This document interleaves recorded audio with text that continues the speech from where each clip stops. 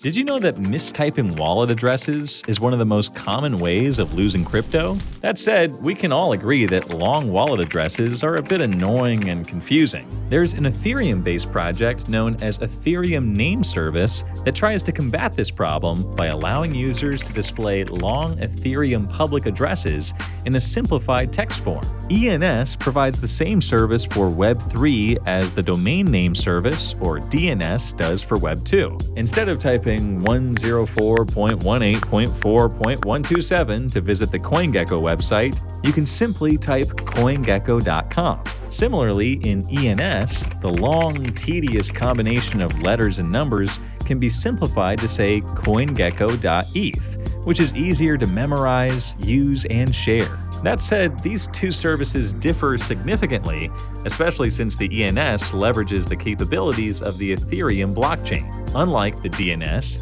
ENS is decentralized, making it resistant to censorship and overall more secure. So, how does the ENS work? Similar to how DNS has top-level domains like .com or .org, ENS also operates on a system of dot-separated hierarchical names called domains. The top-level domains, such as .test and .eth, are controlled and owned by smart contracts known as registers, which specify the rules and regulations that govern the distribution of subdomains. Therefore, for us to create CoinGecko.eth, we would have to interact with the .eth register. Afterward, we will then have total control over the subdomains. This means we have the freedom to say pay.coingecko.eth or email.coingecko.eth. The domain names use the ERC 721 standard to represent a unique address. This is the same standard that represents ownership of NFTs, hence making domain names tradable.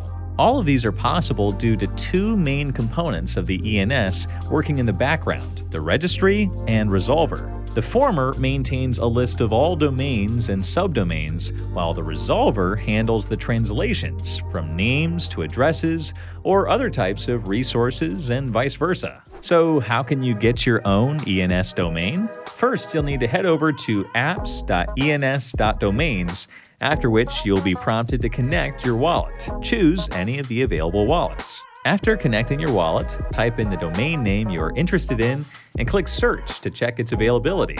You'll notice that most of the popular names are not available. This is because they were auctioned off in ENS's early days. Though if you find that your desired domain is available, click on it. Here you can choose your registration period and also see an estimate of the fees. When you are ready to proceed, click on Request to Register at the bottom right of your screen. This will bring up your wallet. Hit the Confirm button to approve the transaction.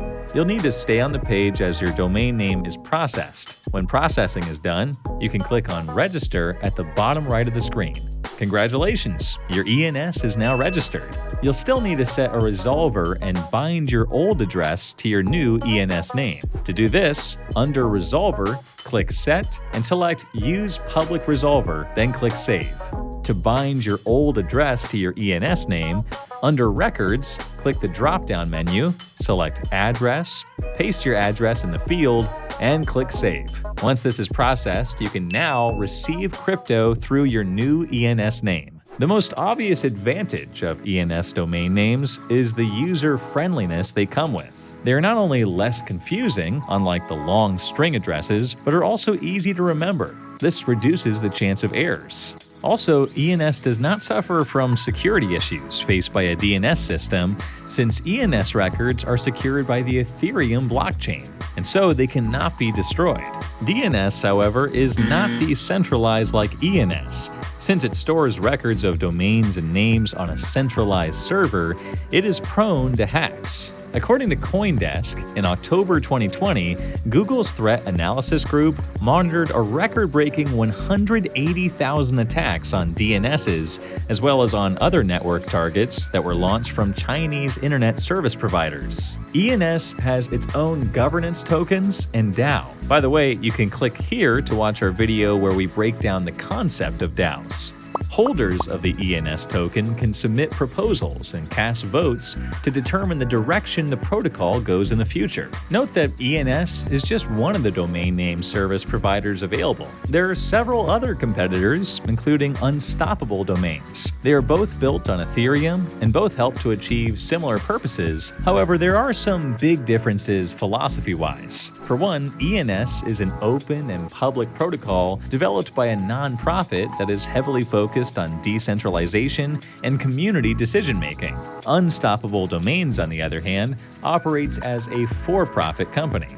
This comes with its own drawbacks, as there have been cases of the company preventing some domain names to be owned by users even if they are not in use. And if you didn't already know, there's even an exclusive group known as the 10K Club for ENS name holders from 0 to 9,999. In fact, there are a lot more exclusive ENS clubs, but we'll cover that in another video. You wouldn't want to miss it, so stay tuned. All in all, ENS is making a positive impact in the crypto ecosystem by helping to make interaction with the blockchain easier. And as its popularity continues to increase, it is sure to be one of the important components of Web3. Do you think that ENS will replace DNS in the future? Let us know in the comments. Remember to like, subscribe, and follow us on all our socials for future alpha. See ya!